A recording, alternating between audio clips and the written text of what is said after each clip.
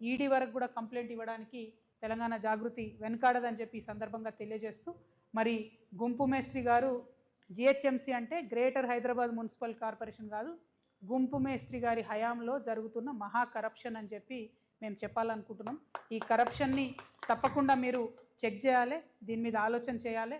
మన హైదరాబాద్ సిటీ డెవలప్మెంట్ని పక్కకు పెట్టి ఈ అవినీతిని మీరు ఇంకా పెంచుకోవడానికి ఫ్యూచర్ సిటీని ముందుకు తీసుకొచ్చి పెడతా ఉన్నారు. అది కరెక్ట్ కాదు.